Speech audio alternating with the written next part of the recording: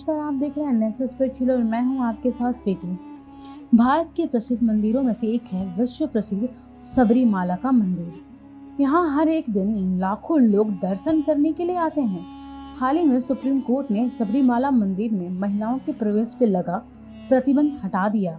करीब 800 साल पुराने इस मंदिर में ये मान्यता पिछले काफी समय से चल रही थी कि महिलाओं को मंदिर में प्रवेश करने ना दिया जाए। इसके कुछ कारण बताए गए थे। आओ जानते इस मंदिर के इतिहास और स्थिति के बारे में। कौन थे अयप्पा? भगवान अयप्पा के पिता शिव और माता मोहिनी हैं। विष्णु का मोहिनी रूप देखकर भगवान शिव का वीर्यपात हो गया था। उनके वीर्य को पारद कहा गया और उनके वीर्य से ही बाद में सस्त्व नामक पुत्र का जन्म हुआ, जिन्हें दक्षिण भारत में अयप्पा कहा गया। शिव और विष्णु से उत्पन्न होने के कारण उनको हरिहर पुत्र कहा जाता है। इनके अलावा भगवान अयप्पा को अयप्पन, शास्ता, मणिकांता नाम से भी जाना जाता है। इनके दक्षिण भारत में कई मंदिर हैं। उन्हीं में से एक है प्रमुख है सबरीमाला। इसे दक्षिण का तीर्थ स्थल भी कहा जाता है।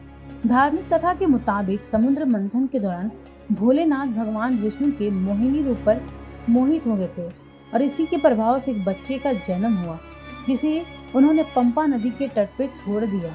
इस दौरान राजा राजशेखरा ने उन्हें 12 सालों तक पाला। बाद में अपनी माता के लिए शेरनी का दूध लाने जंगल गए अयप्पा ने राक्षसी महिषी का भी वध किया। अयप्पा के बारे में किंवदंती है कि उनके माता पिता ने उनकी गर्दन के चारों ओर एक घंटी बांधकर छोड़ दिया था। पंडालम के राजा राजशेखर ने अयप्पा को पुत्र के रूप में पाला, लेकिन भगवान अयप्पा को यह सब अच्छा नहीं लगा। उन्हें वैराग्य प्राप्त हुआ तो वे महल छोड़ के चले गए। कुछ पुराणों में अयप्पा स्वामी को शास्ता का अवतार माना जाता है। भारतीय राज्य केरल में सबरीमाला में अयप्पा स्वामी का प्रसिद्ध मंदिर है, जहां विश्व भर में लोग शिव के इस पुत्र के मंदिर में दर्शन के लिए आते हैं। इस मंदिर के पास मकर संक्रांति की रात घने अंधेरों में रह के यहाँ एक ज्योति दिखती है। इस ज्योति के दर्शन के लिए दुनिया भर से करोड़ों श्रद्धालु हर साल आते हैं।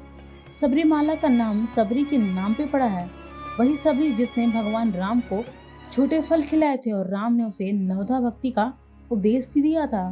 बताया जाता है कि जब जब ये रोशनी दिखती है, इसके साथ शोर भी सुनाई देता है। भक्त मानते हैं कि ये दिव्य ज्योति है और भगवान इसे जलाते हैं। मंदिर प्रबंधन के पुजारियों के मुताबिक मकर माह के पहले दिन आकाश में दिखने वाले खास तारा मकर ज्योति है। कहते हैं कि अयप्पा ने शिव और वैष्णवों के बीच एकता कायम की। उन्होंने अपने लक्ष्य को पूरा किया था और सबरीमाला में उन्हें दिव्य ज्ञान की प्राप्ति हुई थी। यही मंदिर पश्चिमी घाटी में पहाड़ियों की श्रृंखला सहारती के कारण बीच में स्थित है। घने जंगलों, ऊंची पहाड़ी और तरह तरह के जानवरों को पार करके यहाँ पहुँचना होता है, इसलिए यहाँ अधिक दिनों तक कोई ठहरता नहीं है। यहाँ आने तक का एक मौसम और समय होता है। जो लोग यहाँ तीर्थ यात्रा के उद्देश्य से आते हैं, उन्हें 41 दिनों का कठिन व्रताम का पालन करना होता है। तीर्थ यात्रा में श्रद्धालुओं को ऑक्सीजन से लेकर प्रसाद के प्रीपेड कूपन तक उपलब्ध होते हैं। दरअसल मंदिर 914 मीटर की ऊंचाई पर है और केवल पैदल ही वहां पहुंचा जा सकता है।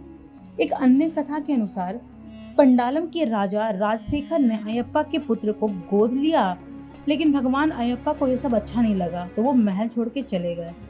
आज भी यह प्रथा है कि हर साल मकर संक्रांति के अवसर पे पंडालम राजमहल से अयप्पा के आभूषणों को संदूकों में रखकर एक भव्य शोभा यात्रा निकालते हैं, जो 90 किलोमीटर की यात्रा तय करके 3 दिन में सबरीमाला पहुंचती है। कहा जाता है कि इस दिन यहाँ एक निराली घटना होती है। पहाड़ी की कांतामाला चोटी पर असाधारण चमक वाली ज्योति दिखलाई देती है। 15 नवंबर का मंडलम और 14 जनवरी की मकर विलक को ये सबरीमाला के प्रमुख उत्सव हैं। मलयालम पंचांग के पहले 5 दिनों और विषु माह यानी अप्रैल में ही इस मंदिर के पट खोले जाते हैं। इस मंदिर में सभी जाति के लोग जा सकते हैं, लेकिन 10 साल से 50 साल की उम्र की महिलाओं पे प्रवेश पे मनाही है। चारों तरफ से पहाड़ियों से घिरा हुआ मंदिर केरल की राजधानी तिरुवनंतपुरम से 175 किलोमीटर दूर पहाड़ियों पे स्थित है। इस मंदिर तक पहुंचने के लिए 18 पावन सीढ़ियों को पार करना पड़ता है, जिनकी अलग अलग अर्थ भी बताए गए हैं। पहली 5 सीढ़ी को मनुष्य की 5 इंद्रियों से जोड़ा जाता है। इसके बाद 8 सीढ़ियों को मानवीय भावनाओं से जोड़ा जाता है। अगले 3 सीढ़ियों को मानवीय गुण और आखिरी 2 सीढ़ियों को ज्ञान और अज्ञान का प्रतीक माना गया है। इसके अलावा यहाँ आने वाले श्रद्धालु सिर पे पोटली रख कर आते हैं। ये पोटली भगवान को चढ़ाई जाने वाली चीजें, जिन्हें प्रसाद के तौर पर पुजारी घर ले जाने को देते हैं, से भरी होती है। यहाँ मान्यता है कि तुलसी और रुद्राक्ष की माला पहन के व्रत रखकर सिर पर नैवेद्य रखकर जो भी व्यक्ति आता है उसकी सारी मनोकामना पूर्ण होती है।